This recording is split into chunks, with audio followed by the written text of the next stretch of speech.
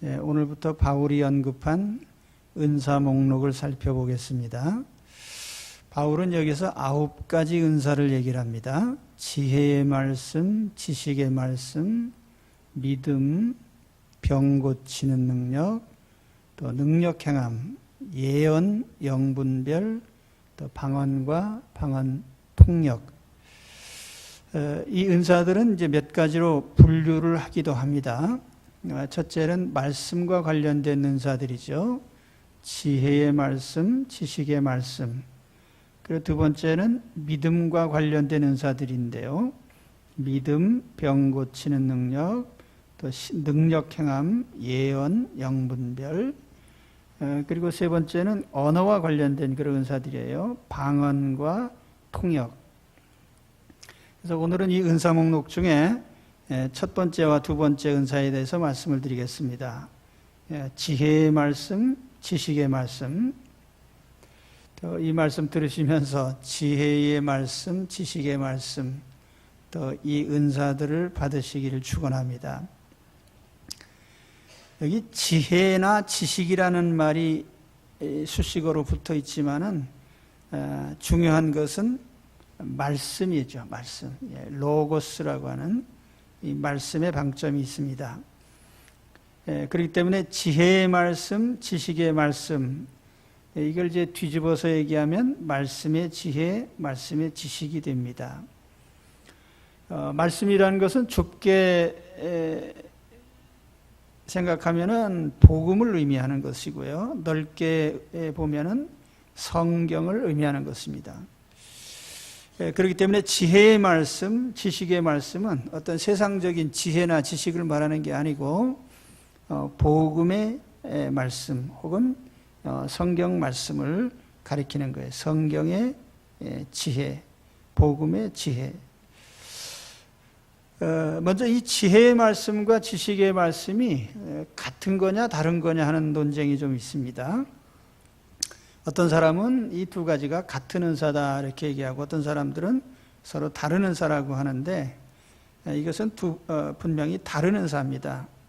왜냐하면 이 은사 목록에 같은 것을 반복할 필요가 없는 것이고 또 이 단어가 분명히 다른 의미를 지니고 있습니다. 그래서 지혜의 말씀과 지식의 말씀은 서로 다른 은사다. 그러면 이제 오늘 먼저 이 지혜의 말씀에 대해서 생각을 해보려고 합니다. 로고스 소피아스, 지혜의 말씀. 이 지혜의 말씀이라고 했는데 이게 뭘 의미할까? 고린도전서의 전체적인 문맥에서 보면은 분명한 답이 나옵니다. 바울은 고린도전서를 쓰면서 이 지혜에 대한 얘기를 많이 했습니다. 그런데 여기 바울이 말한 지혜라고 하는 것은 복음을 이해하는 지혜, 또 복음을 전하는 지혜, 이것을 가리키는 거예요. 복음을 이해하는 지혜, 복음을 전하는 지혜. 자, 고린도전서 1장 17절부터 30절까지 길게 바울은 고린도 교인들에게 지혜에 대한 얘기를 합니다. 고린도 사람들은 헬라인이니까 헬라 사람들은 본래부터가 지혜를 사랑하는 사람들이에요. 철학이라는 단어가 지혜를 사랑한다 하는 말에서 온 겁니다. 필로소피라고 하는데 필로스 소피아스, 지혜를 사랑하는 것. 그리스 사람들은 철학을 좋아하고 그것은 인간적인 지혜를 존중하는 그런 그들의 밑바탕이 있습니다. 그러나 지혜를 자랑한다 해도 그건 철학적인 지혜에 불과한 것이고 그런 지혜로는 죄인을 구원하지 못합니다. 이러한 철학으로 하나님의 자녀를 만들지 못하죠. 그러나 십자가는 미련해 보이지만은 죄인을 구원하여 하나님 자녀가 되게 합니다. 그렇기 때문에 복음을 이해하는 자라고 하면 그 사람은 진정한 지혜의 소유자가 됩니다. 세상에서 아무리 말을 잘하고 지혜로워도 십자가 구원 진리를 알지 못한다면 그건 참된 지혜자가 아닙니다. 왜냐하면 입으로 1000만 마디 지혜를 말할지라도 지옥에 떨어질 철학이 무슨 지혜가 되겠는가. 그래서 바울은 복음을 이해하는 자가 진정한 지혜자다, 이렇게 고린도전서 1장에서 얘기한 바 있습니다. 또 2장에 가서 보면은 복음을 전하는 것도 지혜라고 그렇게 얘기를 합니다. 전도는 인간적인 설득이 아니고 사람의 말과 설득으로 복음이 전해지는 것이 아닙니다. 성령께서 복음을 전하는 방법도 역시 하나님의 지혜에 의해서 되는데, 고린도전서 1장 21절에 보면은 거기에 하나님께서 전도에 미련한 것으로 하시기로 하셨다. 여기 전도라는 말이 나오는데요. 이 전도라는 말이 헬라어로는 케리구마라고 합니다. 선포라는 뜻이에요. 선포, 선언. 대부분의 영문 성경에서 이 전도라는 단어를 프리칭이라는 단어로 번역을 합니다. 프리칭, 설교라는 말이죠. 말씀을 풀어서 전해주는 것. 그래서 말씀을 선포하는 것, 케리구마. 그것이 복음 선포예요. 이 복음은 선포됨으로써 죄인을 구원합니다. 그러니까 우리가 전도할 때 인간적인 설명이나 설득으로 전도가 안 된단 말이에요. 복음의 내용을 알려줌으로써, 단지 선포함으로써 구원의 역사가 일어나요. 복음이라는 게 뭡니까? 예수님께서 당신의 죄를 대신하여 십자가에서 죽으셨습니다.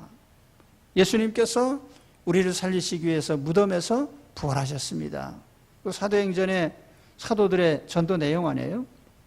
그러니까 십자가 복음의 내용을 단순히 선포해 주는, 그것으로서 전도가 이루어진단 말이에요. 왜 그렇게 되느냐 하면은 성령께서 그러한 방법으로 사람들을 구원하시기 때문에.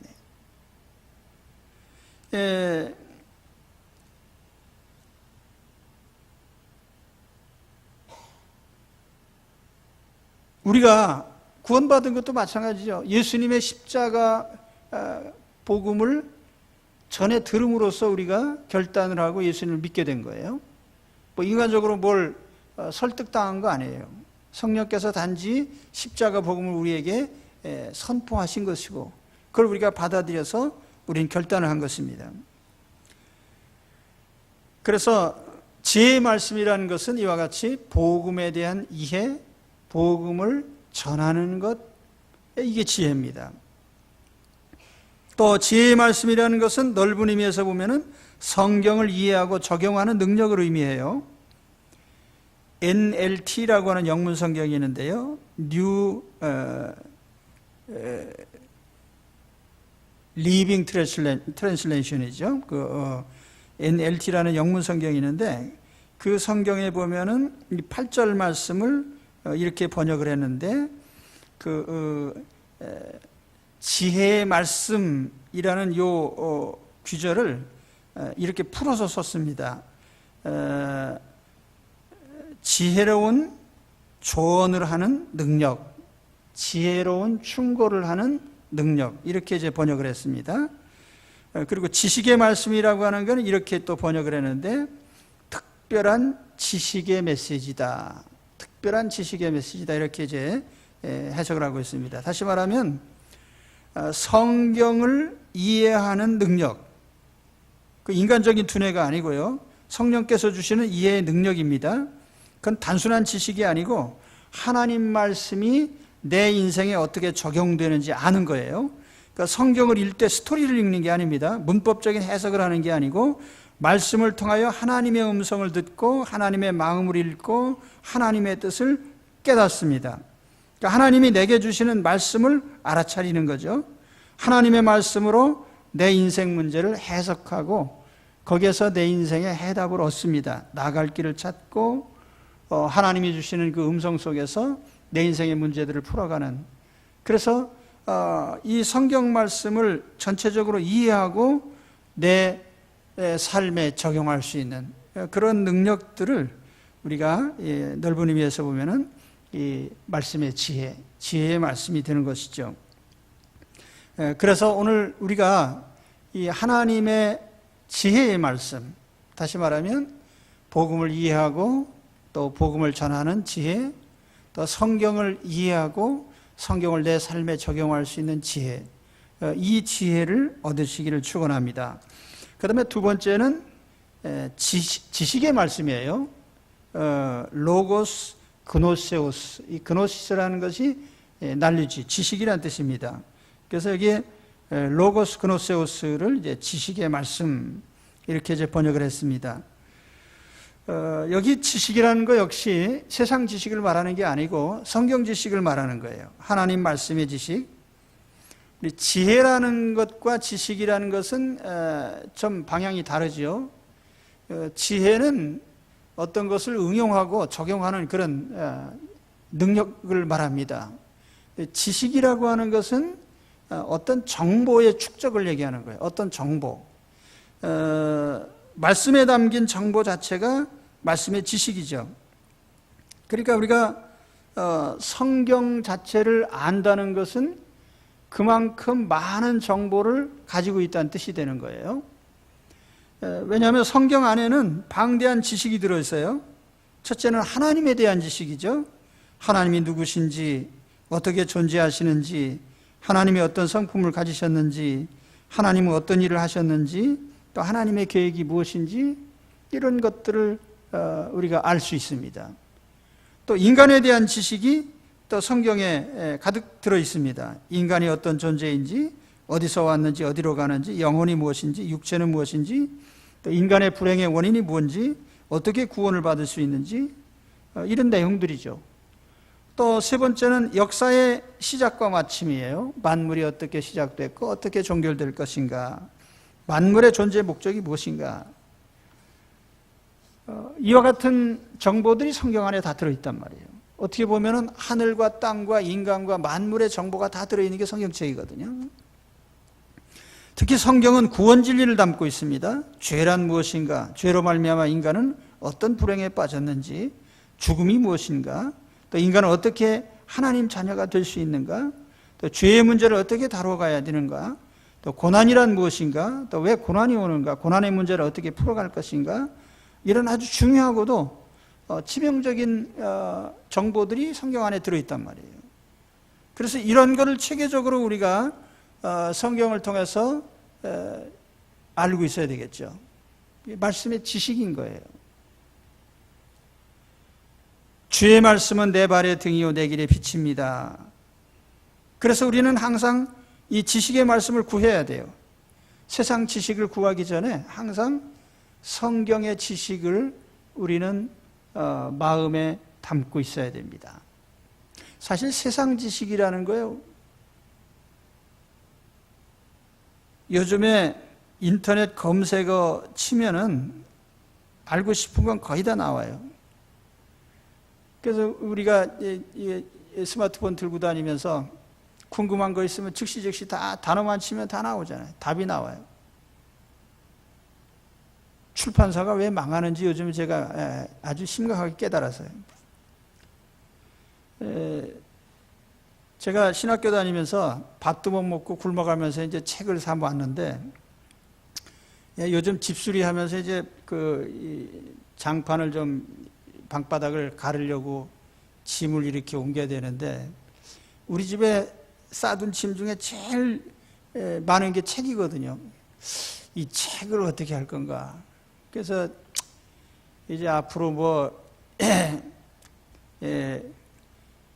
또 은퇴할 날도 멀지 않았고 이 책을 어떻게 처분해야 되겠다는 생각이 들어가지고 이 사람 저 사람한테 가져갈 의향이 없냐 그랬더니 아무도 안 가져가겠대. 나는 아주 가재를 털어서 산 책인데 그 왜 안 가져가냐 했더니 두 가지 이유가 있어요. 첫째는 이게 지나간 내용들이기 때문에 최신 정보가 아니에요. 또 한 가지는 웬만한 거는 인터넷으로 치면 다 나오니까 굳이 책으로 살 필요가 없는 거고요. 난 옛날에 깨알 같은 소설책 그런 것도 사 모으고 그랬었는데 다 처분하고, 또 지금 있는 책들도 그런 게 많거든요. 아무도 안 가져가요. 근데 사실 안 가져가도 상관없죠. 제가 그럼 나중에 무게로 달아서 다 이제 고물상에 댕길 테니까요. 근데 진짜 우리가 세상 지식은 새롭게 변하기도 하고 검색어만 치면 다 나오기도 하니까 별 볼 일 없는 것처럼 보이는데, 그러나 하나님의 말씀의 지식은 그렇지 않아요. 이 지식은 죽은 지식이 아니에요. 왜냐하면 하나님이 누구신지 항상 알아갈 수 있고, 그 속에서 하나님과 바른 관계를 맺어가고, 내가 가야 할 길과 가지 말아야 될 길이 제시되어 있고, 진정한 복이 뭔지, 내가 뭘 추구해야 되는지 수시로 이 책을 통해서, 하나님의 말씀을 통해서 우리가 깨닫고 인생길을 수정하고 답을 얻고 그렇잖아요. 그렇다고 하면 우리가 세상 지식은 그냥 인터넷에서 검색해서 아시고, 그러나 하나님의 말씀은 우리 마음에 담아둬야 돼요. 그래서 우리가 수시로 이 하나님의 말씀을 통해서 하나님의 음성을 듣고 삶의 문제들을 풀어가야 됩니다. 사실 성경을 모르면은 하나님을 알 수가 없고, 또 성경을 모른다고 하면은 세상 모든 지식들이 별 의미가 없어요. 인간이 뭔지 하나님이 알려주신 바를 우리가 알아야 될 거 아니에요. 인생의 문제가 뭔지 하나님 말씀하시는 바를 우리는 들어야 돼요. 세상 지식은 몰라도 살아갈 수 있지만은, 그러나 우리가 하나님의 말씀을 모르면 실상 영적으로는 죽은 인생이 되는 거예요. 그래서 우리는 부지런히 이 하나님의 말씀을 읽고, 또 성경에 담긴 무수한 정보들을 마음에 담아둬야 됩니다. 성경을 묵상하고 연구하고, 그래서 하나님의 말씀의 의미를 깨달아가면서요. 그래서 하나님 말씀을 통해서 인생 문제를 풀어갈 때마다 짜릿한 기쁨이 있죠. 이래서 이 말씀을 하셨구나. 오늘 이 하나님의 말씀을 은사로, 말씀의 지식의 은사, 말씀의 지식, 그죠? 지식의 말씀, 은사로 받으시기를 축원합니다.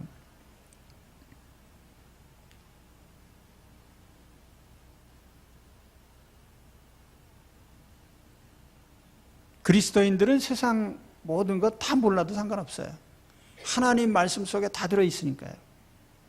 말씀 속에서 지혜를 얻고, 말씀 속에서 지식을 얻고, 그 말씀으로 살아가시면 되는 거예요.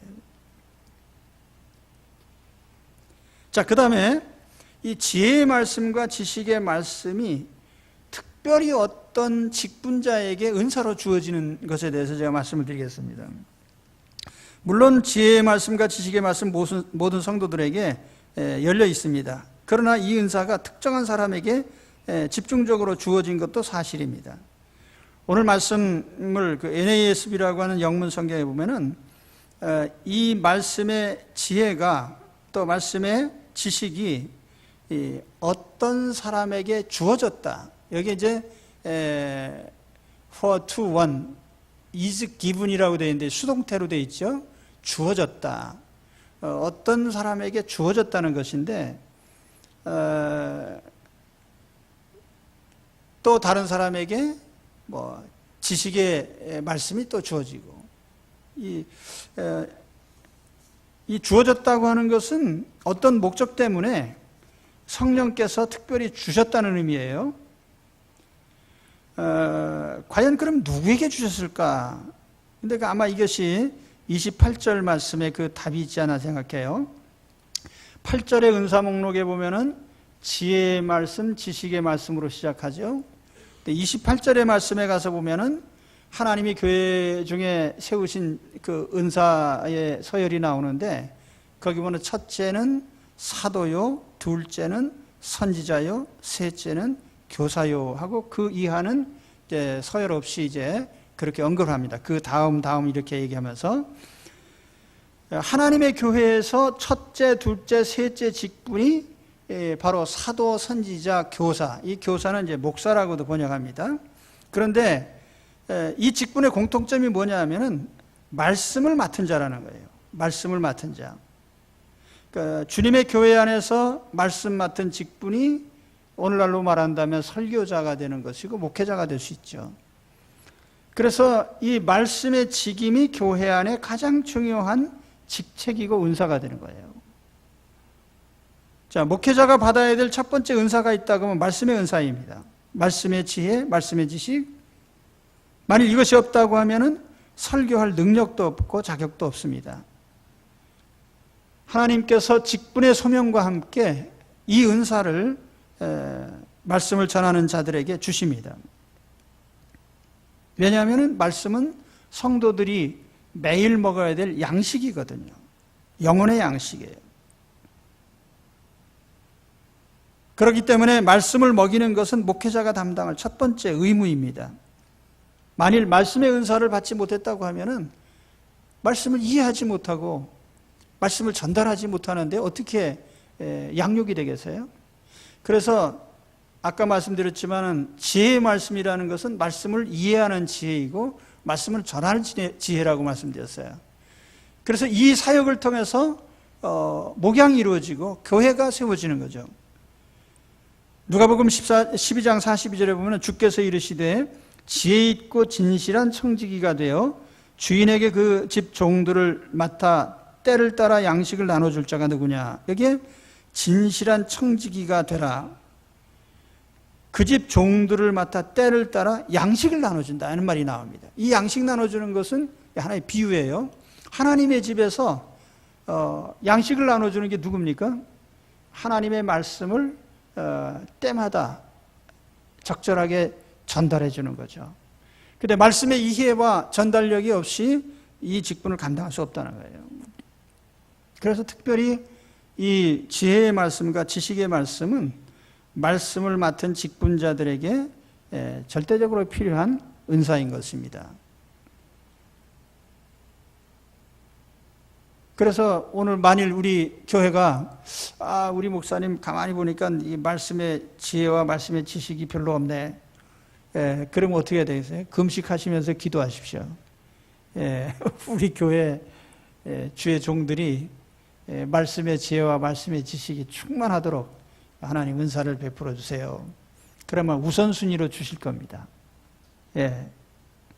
말씀을 담당한 교사, 선생님들이 내가 말씀에 이해도 못하고 전달도 잘 못하면서 어떻게 말씀 맡은 자가 될 수 있겠어요?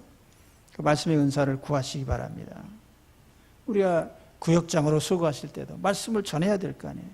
이해해야 전하죠. 그렇죠? 그 말씀 맡은 자들에게 필요한 은사, 이 은사를 받으시기를 축원합니다.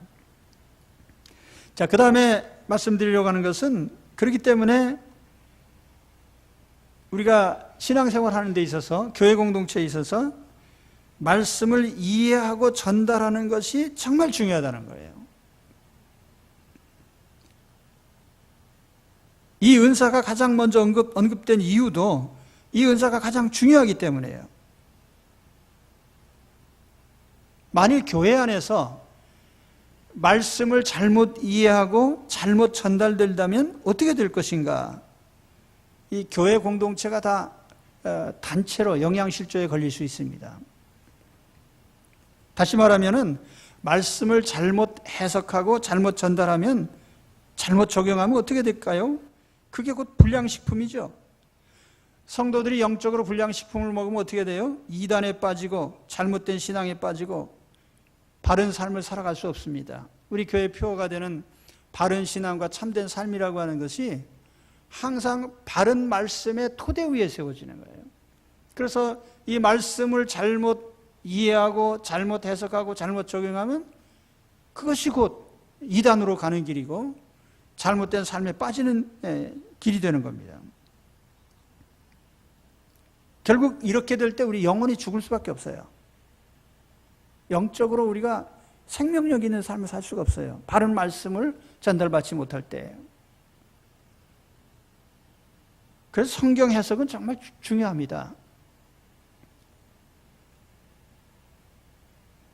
엉터리 해석 우리가 가끔 많이 해요. 언젠가 어떤 분이 설교를 하시는데 아브라함과 다윗의 자손 예수 그리스도의 세계라 하면서 이제 옛날 개역 한글판에 보면은 세계라고 돼 있거든요. 아브라함과 다윗의 자손 예수 그리스도의 세계. 그 세계라는 말이 한문 글자로 보면은 인간 세자에 그 이을 계자 있잖아요. 그 계보라는 뜻이에요. 족보, 계보, 세계. 근데 이걸 갖다가 그 월드라는 의미로 이거를 잘못 해석해가지고 설교를 한단 말이에요. 예수님의 세계, 주님의 세계는 그래서 잘못 해석하고 단어를 잘못 이해한 거죠. 물론 그 정도 오류를 가지고 우리가 뭐 크게 뭐 지옥에 떨어지는 건 아니겠지만 하여튼 성경 말씀을 잘못 이해한 거 아니에요. 열왕기서에 보면은 그런 규절이 나와요. 엘리사가 엘리야에게 내가 내게 뭘 주면 좋겠느냐 그랬더니 당신의 영감에 갑절을 내게 주옵소서 그런 말이 나옵니다. 흔히 생각하면은 스승이신 엘리야가 가졌던 그 모든 영감에 배나 되는 영감을 달라고 하는 이런 좀 오만한 요청처럼 들리는데 실상은 그게 그런 의미가 아니고요. 그 NIV 영문 성경에 보면 이렇게 번역되어 있거든요. Let me inherit. 당신의 그 inherit라는 말, 상속을 해주소서 그런 말이에요. Let me inherit a double portion of your spirit 이렇게 되어 있습니다. 제 발음이 좀 안 좋은데 double portion of your spirit이라는 말은 당신이 가진 영감에 두 몫을 주세요. 더블 포션이라는 말은 장자가 받을 몫을 얘기한 거예요. 장자는 다른 사람들이 가져가는 것에 2배를 받거든요.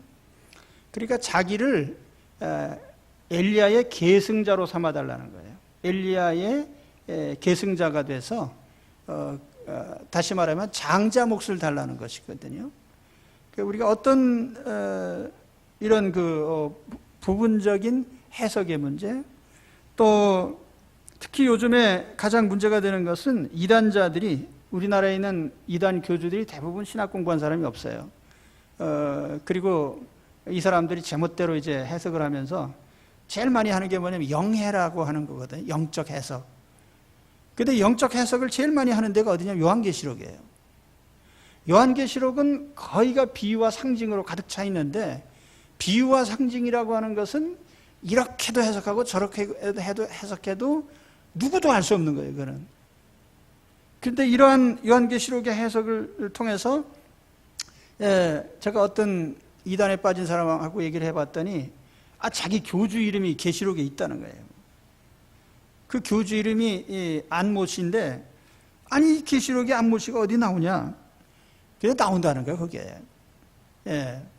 이게 하여튼 성경을 신령하게 해석하면 그게 나온다는 거죠.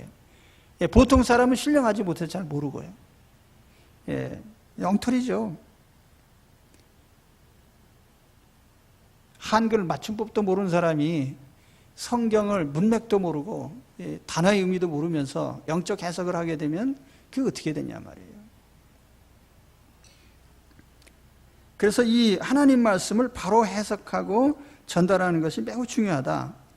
우리가 메시지라는 게 있잖아요. 가령 국가 원수 사이에 어떤 메시지를 주고받을 때에 단어 하나에 담긴 의미까지도 상당히 생각을 하면서 그 단어를 씁니다.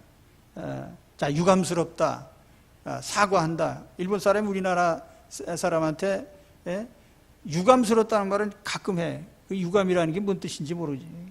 정식으로 미안하다든지 죽을 죄를 졌다든지 이렇게 말하지 않고요. 그러니까 단어 하나하나가 중요하거든요. 자, 그런데 말씀은 예배의 중심에 있습니다. 우리가 예배 순서를 보면은 항상 말씀이 중심이 되어 있어요. 예배는 크게 두 가지입니다. 하나님께 드리는 순서가 있고 받는 순서가 있어요. 우리가 하나님께 드리는 순서가 대부분이죠. 예를 들어서 우리가 찬송을 하나님께 드리는 거예요. 기도 하나님께 드리는 거죠. 예배 참석할 때 헌신, 이 하나님께 제일 먼저 우리 몸과 마음을 우리가 하나님께 드려야 돼요. 우리 몸을 드리는 것이기 때문에 헌신이라고 합니다. 예배는 헌신으로 시작하는 거예요. 그렇게 된다면 예배 시간에 정확하게 와야 되겠죠. 헌신이 돼 있어야 예배가 시작이 되는데, 하나님은 와 계시고 우리는 헌신이 안 돼 있으면 안 되니까. 그래서 우리가 이 헌신이 중요한 거예요. 헌금도 헌신의 한 부분이에요. 찬송, 기도, 이게 다 하나님께 드리는 순서들이에요. 그럼 하나님께 받는 것은 무엇입니까? 하나님께 받는 것은 하나님의 말씀이에요. 그래서 예배 중에 설교가 중심이 되어 있잖아요. 하나님의 말씀을 받으면서 그 가운데 내가 깨닫고 문제의 해답을 얻고 기도 응답을 받고, 이 하나님의 말씀이 하나님께서 우리에게 주시는 예배의 중심이란 말이에요. 그러니까 강대상이 여기 중앙에 있잖아요. 그렇죠? 그런데 이러한 하나님 말씀이 중요하다면 정말 그 말씀의 내용이 중요하단 말이죠. 설교의 중심 뭐야 되냐면 하나님의 말씀이에요. 그러니까 설교의 핵심 콘텐츠가 뭐냐면 하나님 말씀이란 뜻입니다. 그런데 여기에 문제가 되는 건 뭐냐면 하나님 말씀이 아니고 인간적인 어떤 연설, 이게 설교라는 타이틀로 하나님 교회 강단에 들어와 있다는 거예요. 그래서 하나님 말씀을 듣지 않고 사람의 말만 전합니다. 그런데 이거 아주 심각한 강단의 문제예요. 오늘날 교회가 이러한 심각한 문제에 부딪혀 있습니다. 왜 우리가 설교 시간에 하나님의 말씀보다는 인간의 소리를 좋아하느냐 하면은 그 하나님 말씀에는 듣기 싫은 말씀이 많이 포함되어 있어요. 너는 지금 잘못하고 있다. 회개해야 된다. 고치지 않으면 징계당할 거다. 근데 인간적인 연설은 그게 아니거든요. 듣기 좋은 말을 골라서 해요. 큰 죄를 져서 망할 사람한테도 만사 잘 된다는 소리만 하죠. 성경에 그 대표적인 예가 나옵니다.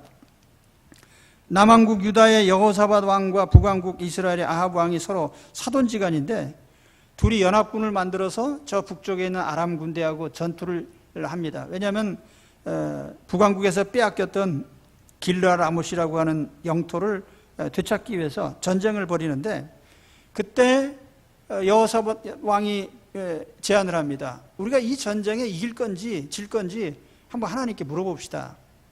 그래서 제일 먼저 데려온 사람이 누구냐면 예언자 시드기야라는 사람이에요. 근데 이 시드기야가 오자마자 하는 소리가, 아이고 왕이시여, 전쟁에 나가면 적을 아주 다 찔러서 무찌를 겁니다. 나가면 이길 겁니다. 나가소서. 근데 사실 그 전쟁에서 이 아합 왕이 어떻게 됩니까? 어디서 날아온지도 모르는 화살에 맞아서 죽임을 당하거든요. 맞아 죽을 사람한테 나가면 이긴다고 가시라고 하는 게, 이게 말은 듣기는 좋지만은 하나님의 메시지는 아니란 말이에요. 사실 요즘도 이런 유의 메시지가 얼마나 많은지 몰라요. 회개하고 고쳐야 될 사람들한테 잘 된다는 소리만 하고요. 도둑질해도 잘 되고, 거짓말해도 잘 되고, 이기적으로 살아도 잘 되고, 예수 믿기만 하면 이래도 잘 되고 저래도 잘 되고 다 잘 된다. 이게 맞는 말인가에 대해서 예레미야 선지자가 이런 말을 한 적이 있습니다. 예레미야 23장 16절에 보면 만군의 여호와께서 이와 같이 말씀하시되 너희에게 예언하는 선지자들의 말을 듣지 말라. 그들은 너희에게 헛된 것을 가르치나니 그들이 말한 묵시는 자기 마음으로 말미암은 것이요 여호와의 입에서 나온 것이 아니니라. 항상 그들이 나를 멸시하는 자에게 이르기를 너희가 평안하리라 여호와의 말씀이니라 하며, 또 자기 마음이 완악한 대로 행하는 모든 사람에게 이르기를 재앙이 너희에게 임하지 아니하리라 하였느니라. 그러니까 당신들은 잘 될 겁니다. 당신은 하나님 믿기 때문에 모든 것이 잘 풀릴 겁니다. 이런 식으로 자꾸 말한다는 거예요. 하나님 멸시하는 사람에게 평안하리라, 완악한 자에게 재앙이 없다, 축복만 외치는 거죠. 사실 하나님이 전달하시려고 하는 말씀은 그 말씀이 아니거든요. 자, 그 다음에 예레미야 14장 14절에 보면 또 이런 말씀이 나옵니다. 여호와께서 내게 이르시되 선지자들이 내 이름으로 거짓 예언을 하도다. 나는 그들을 보내지 아니하였고 그들에게 명령하거나 이르지 아니하였거늘 그들이 거짓 계시와 점술과 헛된 것과 자기 마음의 거짓으로 너희에게 예언하는도다. 여기 예언이라는 것을 우리가 설교라는 말로 바꿀 수 있습니다.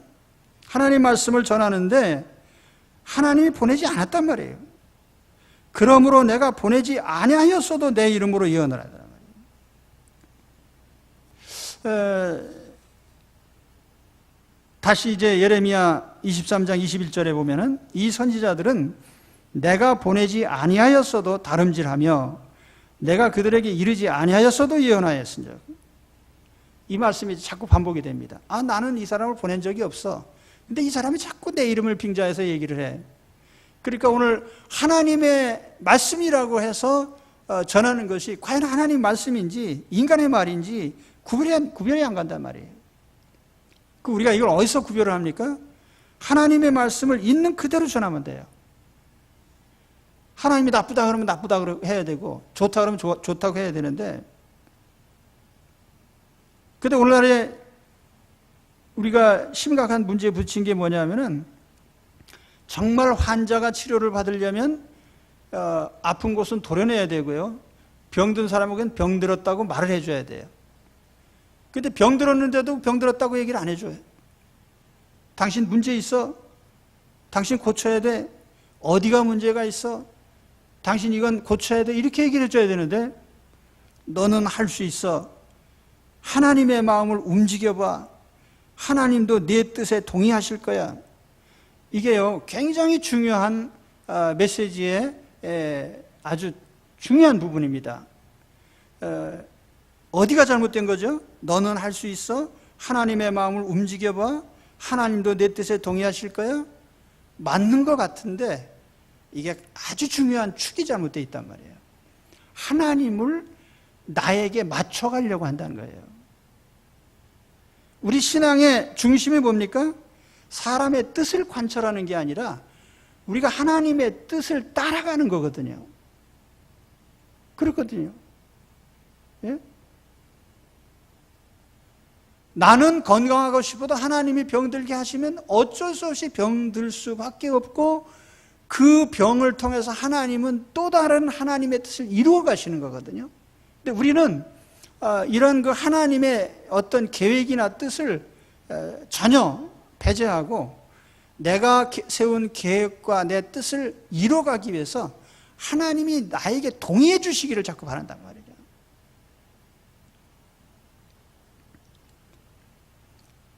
이것을 이제 다른 말로 하면 인본주의라고 합니다. 인본주의 신앙. 이것은요, 미신이나 우상숭배하고 별 차이가 없어요. 단지 그저 나중심으로 나간다는 점에서는 동일하고, 미신이나 우상 대신에 하나님의 힘을 빌려오는 그 정도만 차이가 있을 뿐이죠. 사람의 소리를 전하는 것이 설교가 아니고요, 하나님의 뜻을 전하는 것이 설교입니다. 그래서 종교개혁자들이 외친 것이 바로 그거예요. 오직 성경으로, 인간의 이성에서 믿음으로, 인간 철학에서 성경 계시로, 그러니까 하나님 말씀을 들을 것인지 인간 연설을 들을 것인지 우리가 그 결정을 늘 해야 되는 거죠. 그래서 하나님의 말씀을 하나님이 원하는 그 내용 그대로 전하는 것이 중요하다. 예. 또 한 가지 중요한 게 뭐냐면은, 따라서 우리가 말씀을 듣는 자세도 굉장히 중요해요. 듣는 거. 설교자도 중요하지만 설교를 가려서 듣는 그 우리 자신도 중요합니다. 예수님은 청중들에게 이런 말씀하셨어요. 마가복음 4장 9절 23절에 들을 귀 있는 자는 들을지어라. 들을 귀 있는 자는 들으라. 귀가 있다면 들어라. 귀가 없으면 못 듣는단 말이죠. 자, 예수께서 기적을 행하시고 먹여주실 때 수천 명의 사람들이 몰려들었어요. 그러다가 예수님이 생명의 떡에 대해서 말씀하셨습니다. 내가 생명의 떡이다. 나를 먹는 자는 영생한다. 그 생명의 떡, 다시 말하면 육신의 떡을 주시고 이렇게 하시다가 영적인 얘기로 옮겨갔어요. 영생, 구원 뭐 이런 얘기를 하니까 사람들이, 자, 요한복음 6장 60절에 보니까 제자 중 여럿이 듣고 말하되 이 말씀은 어렵도다. 누가 들을 수 있느냐 한데, 그때부터 그의 제자 중에서 많은 사람이 떠나가고 다시 그와 함께 다니지 아니하더라.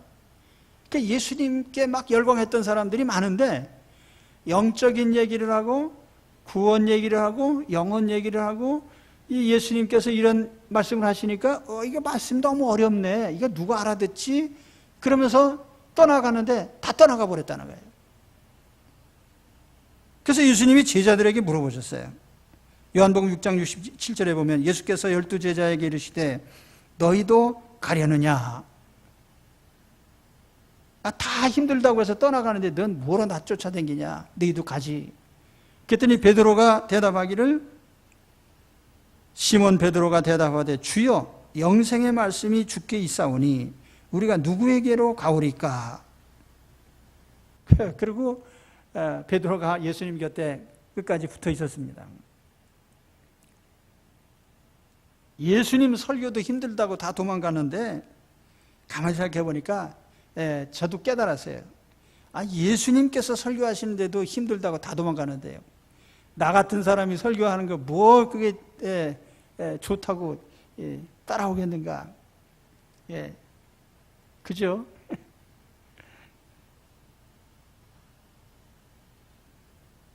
그래서 저도 하나님 앞에 기도했습니다. 주여, 그래 드문드문이라도 말씀을 사모하는 사람들이 있으면 와서 좀 듣게 해주세요. 우리는 하나님의 말씀을 감성으로 듣지 말고 이성으로 들어야 돼요. 말씀을 분별해야 됩니다. 하나님의 음성인지 사람의 소리인지 내게 주시는 말씀이 무엇인지 들을 귀를 갖춰야 됩니다. 지혜의 말씀, 지식의 말씀은 목회자에게 주시는 은사라고 했습니다. 그렇지만 평신도로서 중요한 건 뭐냐면 말씀을 분별해야 듣는 귀가 오히려 전하는 것 못지않게 중요하단 말이죠. 우리가 그러잖아요. 방송국에서 전파를 송신을 합니다. 그러나 수신기가 고장나 있으면요, 아무리 좋은 방송도 수신이 안 되는 거예요. 하나님의 메시지가 우리에게 전달될 때에 우리는 수신기를 수리해서 제대로 갖춰놔야 돼요. 그게 뭐예요? 들을 귀란 말이죠. 이게 중요합니다. 그래서 요한계시록의 7교회를 향해서 하신 말씀 중에 7번 반복되는 귀절이 나와요. 교회를 향해서. 그게 무슨 말씀인지 아십니까? 요한계시록에 7번 반복되는 모든 교회에게 귀 있는 자는 성령이 교회들에게 하시는 말씀을 들을지어다.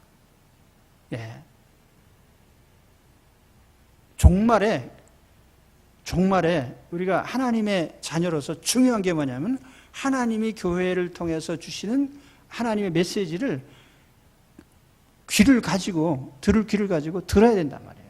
알아들어야 된다. 굉장히 중요해요. 그렇죠? 오늘 그래서 이 지혜의 말씀, 지식의 말씀, 이게 이제 하나님의 교회를 세우는 데에 핵심적인 콘텐츠, 가장 중요한 내용이 됩니다. 교회 건설의 중심에는 하나님의 지혜의 말씀과 지식의 말씀이 있어야 돼요. 그래서 이 지혜의 말씀과 지식의 말씀을 하나님의 종들에게 혹은 말씀 맡은 자들에게 하나님이 특별히 베풀어 주십니다. 지혜의 말씀이 뭐라 그랬어요? 복음을 이해하고 복음을 전하는 지혜, 또 성경을 이해하고 성경을 적용하는 지혜, 그리고 성경에 담긴 수많은 그 정보들을 마음에 간직하고 그 정보들을 내가 내 인생에 꺼내 쓰는 거죠. 그러니까 성경 지식, 말씀의 지식. 그래서 오늘 이 말씀의 지혜와 말씀의 지식이 충만한 분들이 되시기를 바랍니다. 그러니까 말씀의 지혜와 지식이 충만하면요, 우리 인생에 걸릴 게 하나도 없고요. 모든 순간에 우리는 그 답을 얻을 수 있어요. 하나님의 말씀을 통해서요. 그래서 말씀의 지혜와 말씀의 지식에 충만한 그런 우리 모든 공동체가 되기를 주의 이름으로 축원합니다. 기도하겠습니다.